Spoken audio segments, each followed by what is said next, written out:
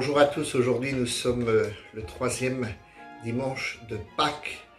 J'espère que la semaine qui vient de s'écouler, en particulier pour ceux qui ont suivi les vidéos, que ces petits entretiens quotidiens vous ont aidé à vivre, à approfondir et à mettre en place la vertu de gratitude. Aujourd'hui dimanche, simplement je viens vous rencontrer pour vous lire le communiqué de presse des évêques de France.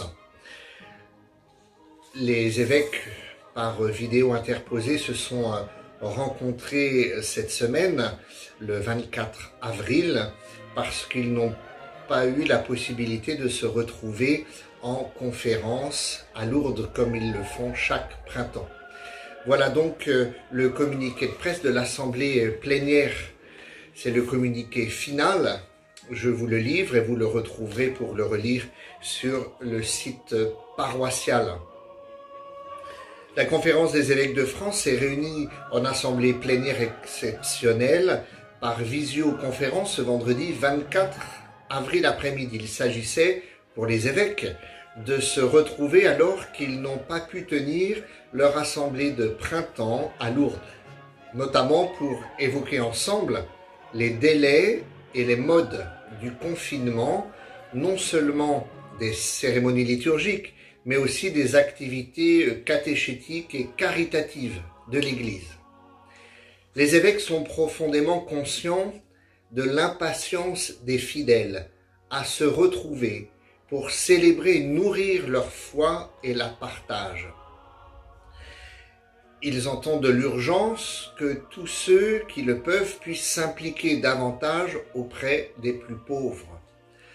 Avec tous les fidèles catholiques, ils veulent de plus être pleinement solidaires des efforts collectifs pour lutter contre une épidémie qui demeure menaçante et difficile à maîtriser. Le président de la Conférence des évêques de France a pu témoigner de la qualité du dialogue engagé tant avec le président de la République qu'avec le gouvernement. Tous se sont réjouis de la convergence de vues entre le pape François et le chef de l'État sur les enjeux internationaux et humanitaires de la pandémie. Un plan de déconfinement alliant le désir résolu de permettre à nouveau aux fidèles de participer au sacrement et un grand esprit de responsabilité sanitaire a été présenté et discuté. Il sera communiqué au pouvoir public dès aujourd'hui pour que le dialogue puisse se poursuivre tant au niveau national qu'au plan local des préfets et des maires. Ce plan attire aussi l'attention sur la situation particulière des sanctuaires. Les évêques de France redisent combien il leur semble essentiel que la vie ecclésiale puisse retrouver son caractère pleinement communautaire au même rythme que la vie scolaire, sociale et économique de notre pays à partir du 11 mai 2020.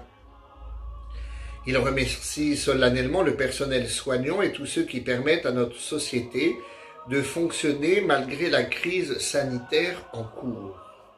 Ils assurent de leur profonde sollicitude les familles en deuil et toutes les victimes de la pandémie. Ils remercient les prêtres, les communautés chrétiennes et les mouvements de leur persévérance et de leur créativité pastorale pendant le confinement. Ils expriment leur ferme résolution de contribuer à la paix sociale et à l'espérance de tous en ce temps de rude crise partagée. Voilà le communiqué de presse de la Conférence des évêques de France.